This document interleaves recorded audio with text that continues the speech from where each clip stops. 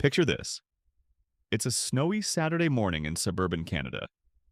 The wind's howling outside, but you're tucked inside, sprawled out on the basement carpet, flipping through a dog-eared Canadian Tire catalog.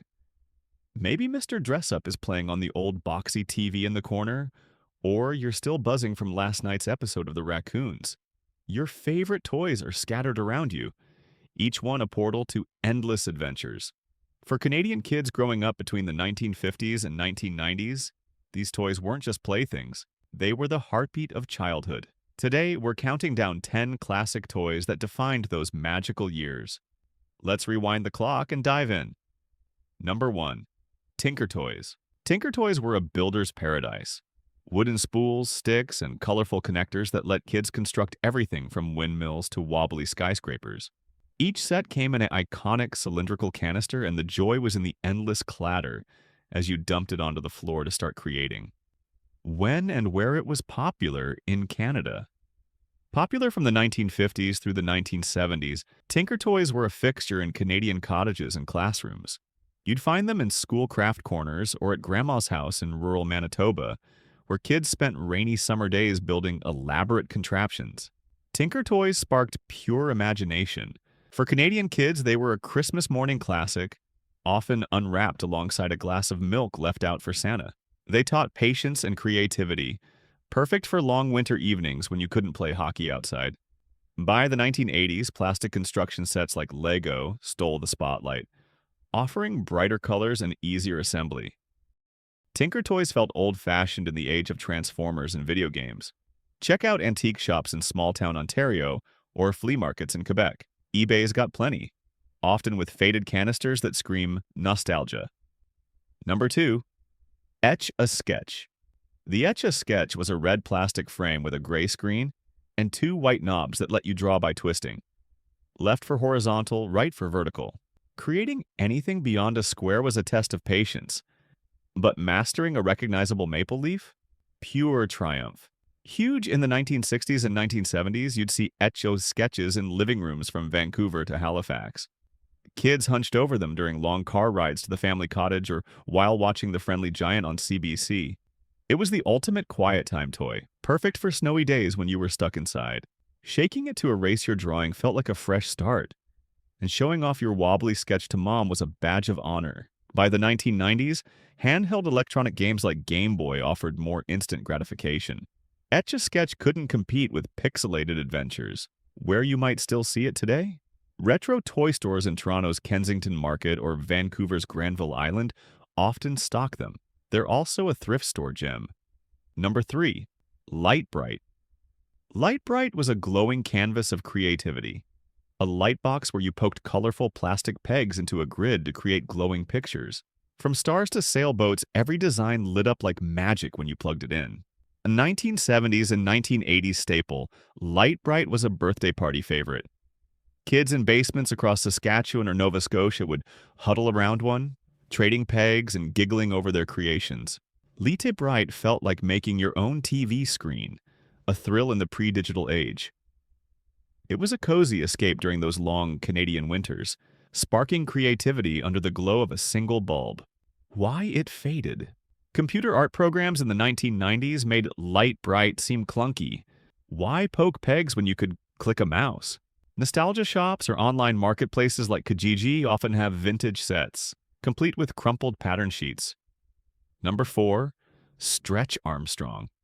Stretch Armstrong was a muscly action figure filled with gooey gel, letting you pull his arms and legs to absurd lengths before they snapped back. It was weirdly satisfying and endlessly durable. Big in the late 1970s and early 1980s, you'd see kids in Alberta backyards or Ontario schoolyards stretching him to the limit. He was a playground legend. Stretch was the toy you fought over with your siblings, a symbol of rough and tumble play. Canadian kids loved his indestructibility, perfect for surviving snowball fights or cottage roughhousing. By the 1990s, action figures with electronics and complex accessories like G.I. Joe took over. Stretch's simplicity couldn't keep up. Where you might still see it today?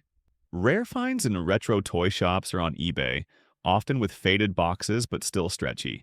Toy number 5. Cabbage Patch Kids. Cabbage Patch Kids were soft, chubby dolls with unique faces, each coming with a birth certificate and adoption papers. They sparked a collecting frenzy unlike anything else. The 1980s were peak Cabbage Patch mania. Parents lined up at Eaton's or Zeller's in Winnipeg and Montreal, sometimes braving blizzards to snag one for Christmas. These dolls felt like family members, named and loved by kids across Canada. Unwrapping one on Christmas morning was a moment of pure joy, often immortalized in grainy VHS footage.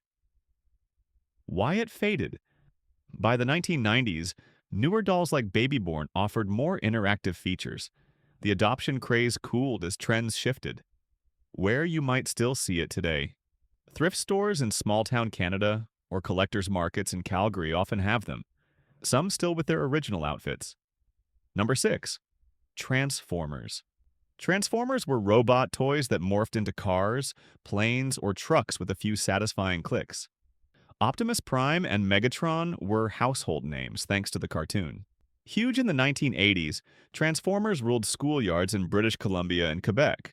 Kids traded them during lunch or battled in basement war zones. Transformers were more than toys. They were epic stories. Canadian kids mimicked the cartoon's voices, dreaming of saving the world on snowy afternoons.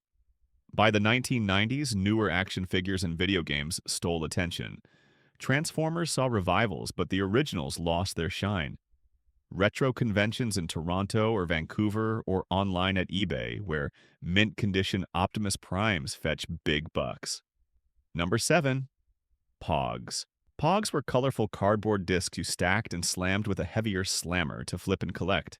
It was less a game and more an obsession. The early 1990s saw Pog fever sweep schoolyards from Newfoundland to Yukon. Kids traded them at recess or played on picnic tables during summer camp. Pogs were a social currency, teaching Canadian kids negotiation and bragging rights. Winning a rare holographic Pog felt like scoring a goal in street hockey. Why it faded? By the mid-1990s, schools banned them for gambling-like play, and Pokémon cards took over as the collectible craze. Nostalgia shops or Kijiji listings often have old Pog collections, sometimes stuffed in trapper keepers. Number 8. Tamagotchi. Tamagotchi was a keychain-sized digital pet you fed, cleaned, and nurtured via a tiny screen. Neglect it, and it died, teaching kids responsibility the hard way. Late 1990s, Tamagotchis were everywhere, clipped to backpacks in Toronto schools or snuck into church in small-town Saskatchewan. These pets were your secret companion, beeping during class or on long bus rides home. Canadian kids bonded over their virtual responsibilities, swapping care tips. Why it faded? By the 2000s, more advanced handheld games and early cell phones overshadowed Tamagotchi's simple charm. 9. G.I. Joe. G.I. Joe was a line of articulated action figures with military gear, vehicles, and epic backstories. Canadian versions often had bilingual packaging. Big in the 1980s, G.I. Joes were backyard staples in Calgary and Halifax, where kids staged battles in snow forts or sandbox spaces. G.I. Joe fueled epic adventures, with Canadian kids imagining Arctic missions inspired by their own snowy landscapes. Trading figures was a rite of passage. By the 1990s, flashier toys and video games like Nintendo pulled kids away. G.I. Joe's gritty realism felt dated. Collectors' shops in Montreal or flea markets in rural Canada, often with well-loved figures missing a gun or two. And the final one, number 10, Rubik's Cube. The Rubik's Cube was a 3x3 puzzle cube with colored stickers you twisted to align each side. It was as frustrating as it was addictive. A 1980s phenomenon, Rubik's Cubes were everywhere. School buses in Winnipeg, cottage docks in Muskoka, or living rooms in St. John's. Solving it or peeling the stickers to cheat was a badge of honor. Canadian kids spent hours twisting away, dreaming of being the next puzzle prodigy. By the 1990s, newer fads like Beanie Babies stole the spotlight, though the cube never fully vanished. These toys weren't just plastic or wood. They were the building blocks of Canadian childhoods. From snowy backyards to cozy basements, they sparked stories, fights, and friendships that still warm our hearts today. Growing up in Canada meant simpler play. No screens, just imagination. Which of these toys took you back? Was it the glow of a light bright or the stretch of an Armstrong? Drop your favorite memory in the comments below, and don't forget to like, subscribe, and hit that bell to join us for more trips down memory lane with Canadian Rewind. Until next time, keep those childhood dreams alive.